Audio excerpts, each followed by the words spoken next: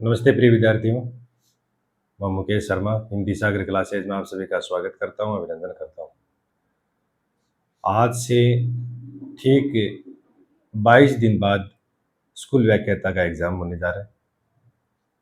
22 दिनों के अंदर 20 दिन हमारे लिए बहुत महत्वपूर्ण है।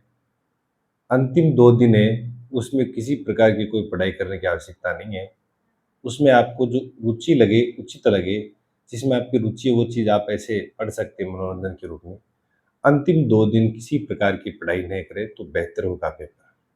क्योंकि ये मेरा प्रैक्टिकल है 3 एग्ज़ाम में, कि 3 एग्ज़ाम जब मैंने दिए, तीनों क्रैक किए और मैंने ये देखा कि लास्ट समय में पढ़ना है वो मूर्खता है। लास्ट समय का मतलब 1 या 2 दिन, क्योंकि उस समय पढ़ा हुआ है वो याद नहीं रहता है, सिर्फ़ चिंता रहती है कि पेपर है, पेपर देने जाना है, कोई वस्तु भूल ना जाए, कैसा ड्रेस कोड लेके जाए, ये दिमाग में चलता रहता है पेपर कैसा होगा। तो इसलिए इसलिए वो दिमाग को बिजी नहीं रखे, दिमाग को एकदम क्या रखे, खुला रखे। आप एंजॉय करें, आप खाना वाना खाएं, आप कोई अपनी मनपसंद कोई मतलब आप धारावाहिक देख सकते हैं। ऐसा मतलब आप कर सकते हैं 2 दिन में, कोई दिक्कत नहीं आएगी। आप सोच रहे हो कि 2 दिन में पढ़ाई ज़्यादा होती है, ऐसा नहीं है। 20 दिन में हमें क्या कर रहे हैं मैं आपको बताता हूँ आज। 20 दिन में किस प्रकार का शेड्यूल बनाएं और उस शेड्यूल के हिसाब से पढ़ना बहुत ज़रूरी है। और वो आपकी इच्छा है पढ़े नहीं पढ़े, लेकिन मेरा ये अनुभव बता रहा हूँ कि इस शेड्यूल से आपको ऐसा लगेगा कि कोई बोरियत भी महसूस नहीं होगी और अंत में आपको ऐसा लगेगा कि परीक्षा नज़दीक कैसे आ गई पता ही नहीं चला। नहीं तो ऐसा लगता है अंतिम 20 दिनों में कि परीक्षा अगर नज़दीक अब कैसे आएगी, 20 दिन कैसे निकलेंगे और 20 दिन में कैसे निकलेंगे या 20 दिन में मैं क्या कर पाऊँगा या क्या कर पाऊँगा। 20 दिन तो बहुत थोड़े होते हैं, अब क्या होगा मेरा, ऐसा अब मैं आगे पेपर कैसा कर पाऊँगी, 20 दिनों में मुझे कैसा याद रहेगा, पीछे वाला तो भूल तो ही नहीं रहा हूँ, ऐसे दिमाग में प्रश्न चलते हैं। तो इस दिमाग में चलने वाले प्रश्न का उत्तर मैं आपको दे रहा हूँ यहाँ पर, आपको करना क्या है। आपके पास बचते हैं 20 दिन और 20 दिन में एक दिन में आपके पास 24 घंटे होते हैं दिन रात। 24 घंटे में आपको क्या करना है, 6 घंटे आपको नींद लेनी है शाम रात को और 2 घंटे नींद लेनी है आपको दोपहर को, 8 घंटे।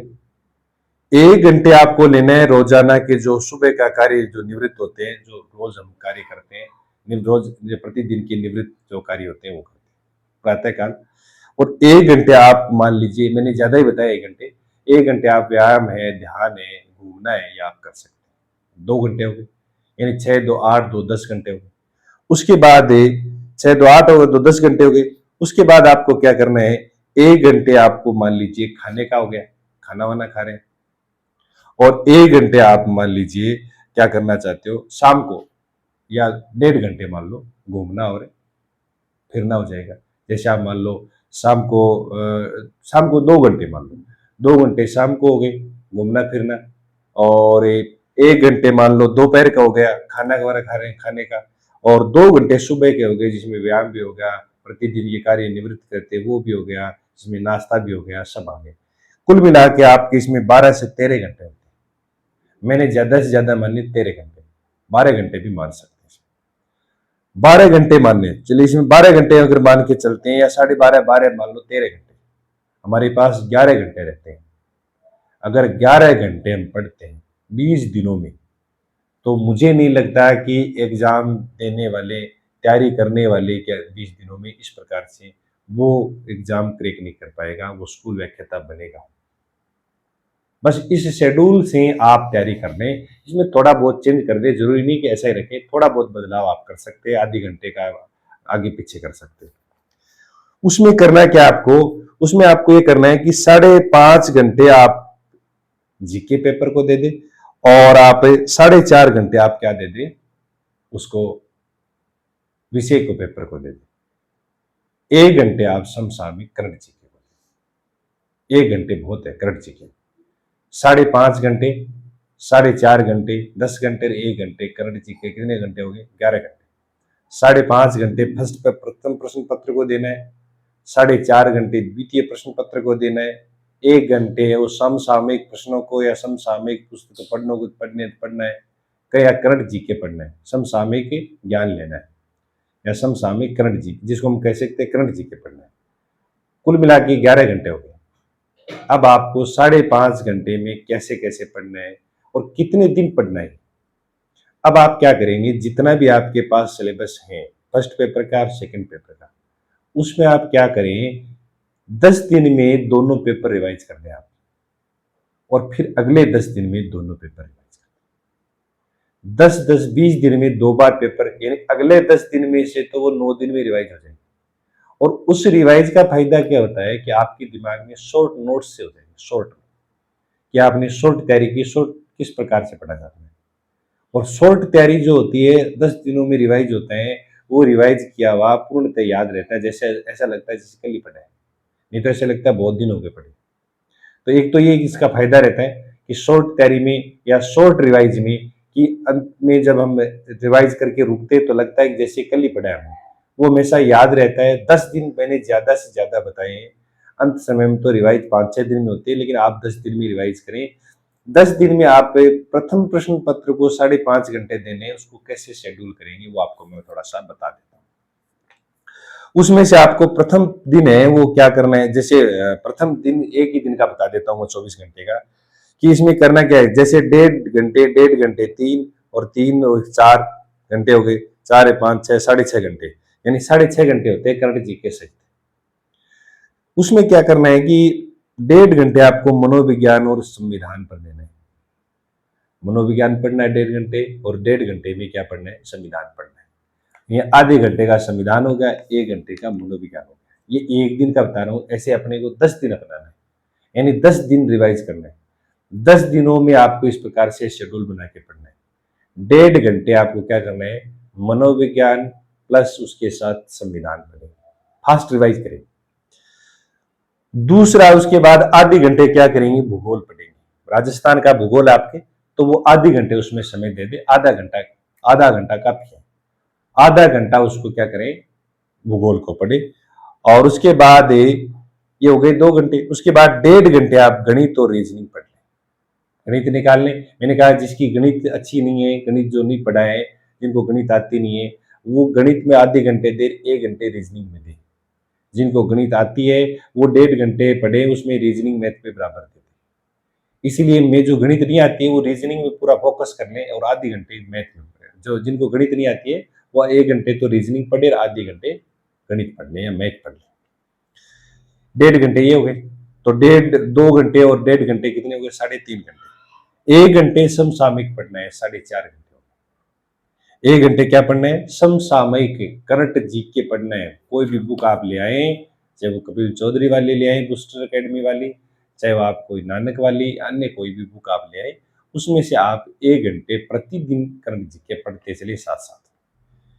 2 घंटे आप हिंदी, अंग्रेजी, विज्ञान, सामान्य हिंदी 4 प्रश्न आते हैं, जो सामान्य अंग्रेजी जो 4 प्रश्न आते हैं, और विज्ञान के 6 या 5-6 प्रश्न आते हैं। 5 प्रश्न आते हैं, 4 आ जाते हैं, तो 2 घंटे उसमें देते हैं आप।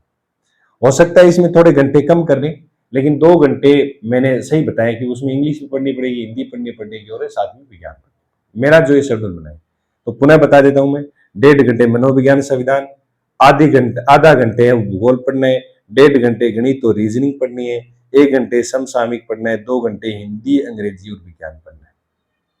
इस प्रकार से प्रथम प्रश्न पत्र हमारा ये 10 दिन चलेगा। इसको कितने दिन रिवाइज करना है, कितने दिन चलाना है, इसको 10 दिन में कंप्लीट करना है पूरा प्रथम प्रश्न पत्र, जिसमें सारा का सारा आ जाएगा इसमें। और इसमें एक चीज और मान लो रह गई है, मनोविज्ञान संविधान, आप कहोगे मैनेजमेंट इसमें रह गया। तो आप क्या करें, जैसे हिंदी, अंग्रेजी, विज्ञान, ये क्या हो जाएगी, 4 दिनों में, मान लो 5 दिन में पूरी हो जाएगी। हिंदी, अंग्रेजी, विज्ञान 2 घंटे जो आप दे रहे हो, ये 5 दिन में पूरी हो जाएगी। उसके बाद अगले 5 दिन जो है, अंतिम 5 दिन, उसमें आप स्कूल मैनेजमेंट या विद्यालय प्रबंधन पढ़ लें। यानी 2 घंटे में 5 दिन तो पढ़े क्या, हिंदी, अंग्रेजी और विज्ञान, और 5 दिन आप अंतिम 5 दिन क्या पढ़े, इसमें स्कूल मैनेजमेंट या विद्यालय प्रबंधन आप उसको पढ़ सकते हैं अच्छी तरह से। 5 दिन में रिवाइज होता है विद्यालय प्रबंधन, मैंने ये अधिक से अधिक बताए। तो ये तो हो गया प्रथम प्रश्न पत्र का 6.5 घंटे का शेड्यूल। अंतिम शेड्यूल, अंतिम 5 दिन में बदलाव करना है, बाकी सब में वही है। अंतिम 5 दिन किस में बदलाव करना है, 2 घंटे वाले में बदलाव करना है, बाकी सामान्य तो वही चलेगा। उसके बाद आप देखें कि अंतिम जो बच गए, फिर 10 दिनों में फिर द्वितीय प्रश्न पत्र और करते हैं, साथ साथ, पैरेलल चलाना है, एक को छोड़ना नहीं है। कई ये करते हैं कि एक को छोड़ देते हैं, एक को पढ़ लेते हैं, फिर जैसे जैसे पढ़ते चलते हैं उसको 5 दिन छोड़े हो जाते हैं तो भूल जाते हैं। मैं कह रहा हूँ किसी भी टॉपिक को रोज थोड़ा ही पढ़ ले चाहिए, लेकिन स्पर्श जरूर करें उसको। उससे क्या होता है कि आप में एक स्मरण शक्ति है वो मजबूत हो बढ़ती है, और वो एक आपके दिमाग में भी घूमता है कि ये हमने टॉपिक पढ़ा है, अभी पढ़ा है, जैसे 2 दिन पहले पढ़ा है। फिर क्या करेंगे, हिंदी जो आपका विषय है उसका द्वितीय प्रश्न पत्र के बारे में बता दूं, 4.5 घंटे का समय है। उसमें आप दोपहर वाली नींद में कटौती करोगे तो आपके पास 5 घंटे हो जाएंगे। आपके पास कितने घंटे हो जाएंगे? 5.5 घंटे हो जाएंगे। अब उसमें करना क्या है? 5.5 घंटे, 1 घंटे नींद में कटौती कर देना। आप उधर जो नींद ली थी 13 घंटे हुआ था, उसमें 12 घंटे कर दे, और उसमें 5.5 घंटे आप तैयारी कर लें। इसको बढ़ा के कितना कर दे? 5.5 घंटे कर दे। 5.5 घंटे में आपको करना है किस प्रकार से पढ़ना है, यानी प्रतिदिन 5.5 घंटे तो पढ़ रहे हैं क्या हम विषय, 6.5 घंटे क्या पढ़ रहे हैं हम जो प्रथम प्रश्न पत्र, यानी जो सबका कॉमन जो होता है, सबका नहीं, जैसे जैसे ग्रुप वाइज है उनका कॉमन होता है। यानी प्रथम प्रश्न पत्र को 6.5 घंटे और द्वितीय प्रश्न पत्र को 5.5 घंटे देंगे। अब 5.5 घंटे में हिंदी विषय में क्या क्या कैसे कैसे पढ़ना है, तो आप पहले 1.5 घंटे क्या ले ले, काव्य शास्त्र को उठा ले, जिसमें सब शक्तियां भी आ जाएगी, काव्य शास्त्र भी आ जाएगा और सिद्धांत भी आ जाएंगे, सारे आ जाएंगे इसमें। काव्य शास्त्र सिद्धांत भी आ जाएंगे, काव्य शास्त्र भी आ, जो छंद अलंकार रस काव्य गुण निष्पत्ति रस दोष रस की उत्पत्ति, ये सब आ जाएंगे, साधारणीकरण सब शक्तियां सब। इसमें आप इसको 1.5 घंटे का समय दें, प्रतिदिन 1.5 घंटे, तो इसको भी 10 दिन पढ़ना है। उसके बाद 1 घंटे हमें हिंदी साहित्य का इतिहास पढ़ना है। 1 घंटे का फिर हिंदी साहित्य का इतिहास। आपको लगे कि समय कम बच रहा है, 10 दिन के अंदर अगर आप रिवाइज करोगे तो 10 दिन में पूरा हो जाएगा। और आप फास्ट रिवाइज करना है, धीरे धीरे रिवाइज नहीं करके जल्दी रिवाइज करना है, जल्दी पढ़ते हुए चलना है। और इसमें और मैं आपको बात बता दूंगा, पहले तो ये पढ़ने वाली बात बता रहा हूँ। उसके बाद 1 घंटे हिंदी साहित्य का इतिहास पढ़ लिया, 1 घंटे आपको फिर क्या पढ़नी है? गद्य रचनाएं पढ़नी है। हिंदी साहित्य इतिहास के अलावा गद्य साहित्य यानी गद्य रचनाएं पढ़नी है, उपन्यास कहानी नाटक निबंध रिपोर्टा संस्मरण रेखा चित्र, ये आपको सब रचनाएं पढ़नी है। इन रचनाओं को कैसे पढ़ना है, क्या पढ़ना है, वो बताऊंगा बाद में। 1 घंटे आपको पेडागोजी और आईसीटी पढ़नी है। 2 टॉपिक आपके, एक तो पेडागोजी है, एक आईसीटी। वो 2 टॉपिक है, 2 टॉपिक इजी से 1 घंटे का है, वो भी आपके 7-8 दिन में पूरे हो जाएंगे, लेकिन आपको 10 दिन दिया। 1 घंटे आपको व्याकरण और भाषा पढ़नी है, व्याकरण भी पढ़ना है उसमें और भाषा भी पढ़नी है। व्याकरण का और भाषा का 1 घंटे का समय दे दिया। इस प्रकार से कुल मिला के 5.5 घंटे होते हैं। 5.5 घंटे और 6.5 घंटे, 5.5 6.5 घंटे, कुल कितने घंटे हो गए? 12 घंटे तैयारी के रहते हैं। 12 घंटे हम अन्य कार्य, मैं तो ये कहता हूं 12 घंटे आराम से निकाल सकते हैं, कोई दिक्कत नहीं आती। अब आप जिनमें से हिंदी साहित्य का इतिहास पढ़ रहे हैं, चाहे काव्य शास्त्र पढ़ रहे हैं, चाहे गद्य रचनाएं पढ़ रहे हैं, चाहे पेडागोजी पढ़ रहे हैं, व्याकरण पढ़ रहे हैं, आप कुछ उसमें ऐसी बातें आती हैं जो बार बार पढ़ने पर भी याद नहीं होती है, तो उसको आप एक रजिस्टर रखिए। जो बातें एक दो बातें सारी लिख के चलोगे तो फिर वो रिवाइज नहीं होगा। मुख्य मुख्य बातें जो आपको लगती है कि ये कठिन है, ये बार बार परीक्षा में आती है, ये इंपॉर्टेंट भी है, तो उसको आप घसीट लिपि में आप अपनी वो जो है नोटबुक में आप नोट कर लें, ताकि आपको समझ में आए। दूसरे के आए नहीं, हमारे समझ में आने चाहिए, तो वो उसमें आप बीच बीच में आप ध्यान रखें, तो उसको आप अंडरलाइन करते हुए आप जैसे पढ़ रहे हैं, तो जो अच्छी चीजें आ रही है उसको शॉर्ट में लिख लें। शॉर्ट में लिखने का फायदा ये होता है कि अंतिम 2 दिन हम फ्रेश में रहेंगे, तो शॉर्ट में लिखी बात हम आराम से इधर उधर घूमते हुए देख लेंगे। हमें टारगेट में हमारा ये रहता है कि अब 2 4 5 पेज है, 2 दिन में देख लेंगे आराम से, और तो सारा पढ़ा हुआ है। ये दिमाग में रहना बहुत जरूरी है। आदमी के जब दिमाग में ही रहता है कि इतना हमने पढ़ लिया, बस इतना सा बाकी है, तो वो बहुत फर्क पड़ता है उसका, उसमें माइंडली रूप से वो एक मजबूत हो जाता है। नहीं तो माइंड भी ऐसा रहता है कि भाई सिलेबस तो अभी पूरा पढ़ा है, अभी तो लगभग 100 पेज और पढ़े, कैसे पढ़े जाएंगे, 3 बचे 4, 3 बचे 3, ऐसे करते करते दिमाग में तो वही चलता रहता है। और फिर वो धीरे धीरे जैसे परीक्षा का एक दिन रखता है, तो फिर हम हड़बड़ा जाते हैं, और हड़बड़ाते ही पीछे वाला जो याद होता है वो भी हम भूल जाते हैं। इसलिए ये मेरा मानना है कि आप उनको पढ़ते समय एक शॉर्ट नोट्स के रूप में आप नोट कर लें, शॉर्ट नोट्स उसका बना लें।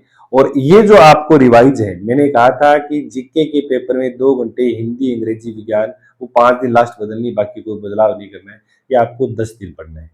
10 दिन के बाद पुनः ऐसे ही रिवाइज आपको करना है।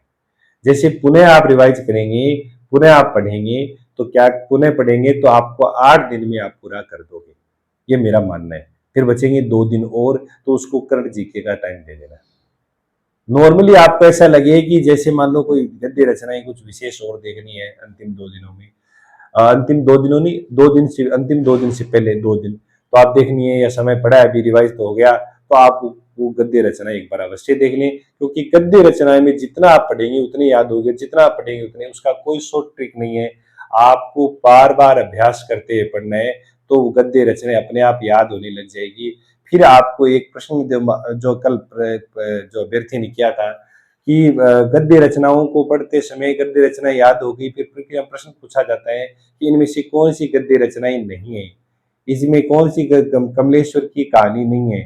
तो आप ध्यान रखना, आप उसको नहीं है की जगह है पढ़ना, कौन सी कहानी है, तो 3 है में 3 पर टिक कर देना कि ये भी है, ये भी है, ये, और जो नहीं है वो बच जाएगी। इसका मतलब जो बच गई वो उसका क्या हो जाएगा, उत्तर हो जाएगा। चाहे निर्मल वर्मा की कहानी पूछी, चाहे जगदीश चंद्र माथुर के नाटक पूछे, मान लो उसमें कोणार, दर्शन, अंदर, शारदिया, बकरी, तो पूछ लेंगे इनमें से कौन सा नाटक है वो उसका जगदीश चंद्र माथुर का नहीं है। तो आपको है, पहले तो है का नाम देते ही नहीं वाला प्रश्न पूछा है, आपने है किया है, तो 3 विकल्प तो आपने टिक करने हैं, ये भी है, ये भी है, ये भी है, बच गया वो ऊपर उसका उत्तर हो जाएगा। इसलिए ये तरीका सही है। आप नहीं वाला समझ में नहीं आए तो आप उसको है बना लें, है बना के 3 उसमें से निकाल दें, एबेस है निकाल दें, जो भी है उसमें से 3 आप ये सोचे ये भी इसकी रचना है, ये भी इसकी रचना है, ये भी रचना है।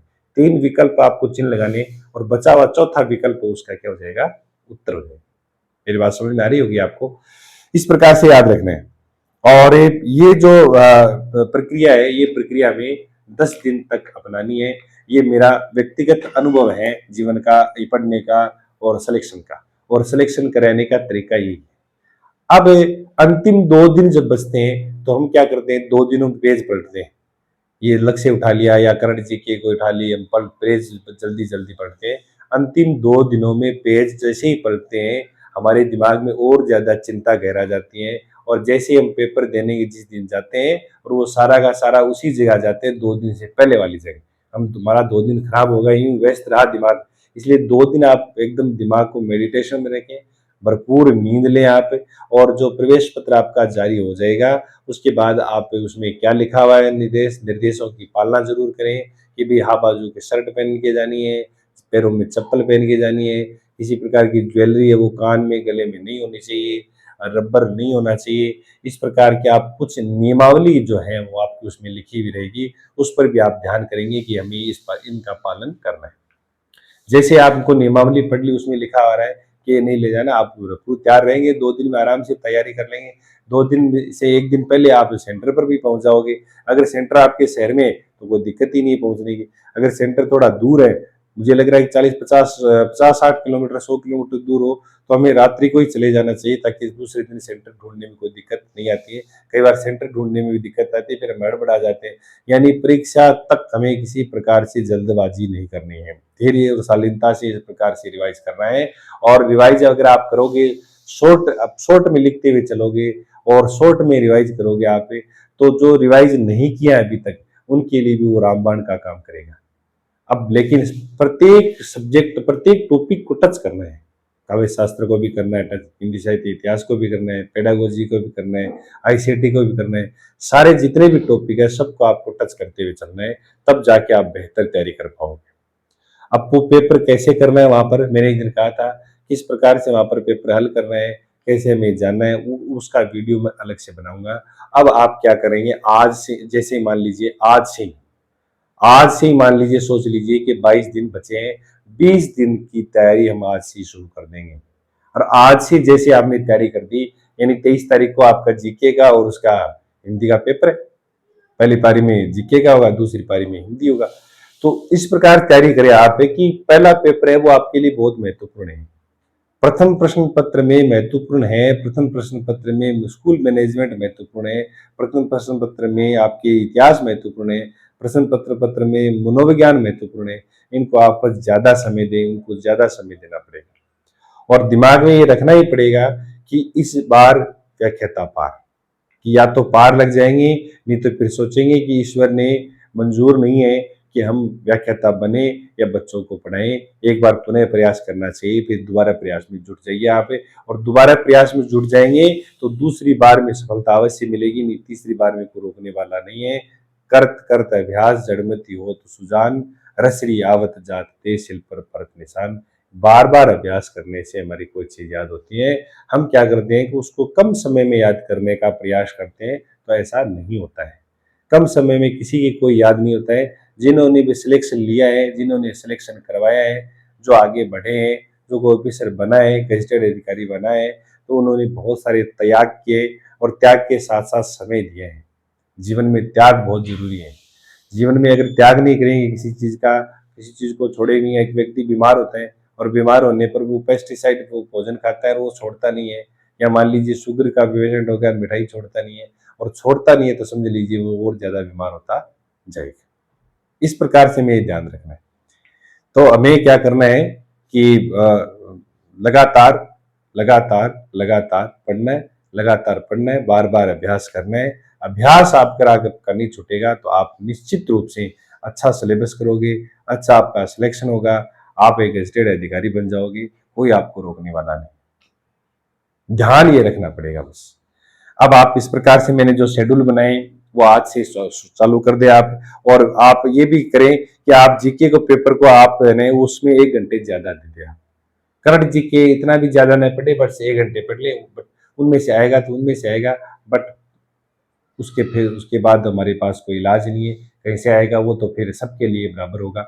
आप कई बार ये मत सोचें कि पेपर है वो कहाँ से आएगा, मेरा पेपर जो है वो खराब होगा, दूसरे का अच्छा, इसी प्रकार की नेगेटिव विचारधारा को आप त्याग दें, आप मजबूत रहें। और मैं जो आपको बता रहा हूँ वो प्रैक्टिकल बता रहा हूँ, ये नहीं कि कोई किताबी ज्ञान। मैं लोगों को भी कहता हूँ कि भाई बच्चों को वास्तविकता से अवगत कराओ। आप क्यों ये कह रहे हो कि भाई ये किताब पढ़नी है, इतने घंटे पढ़ना है, भाई लास्ट में पढ़ना है वो 8 10 घंटे 10 घंटे।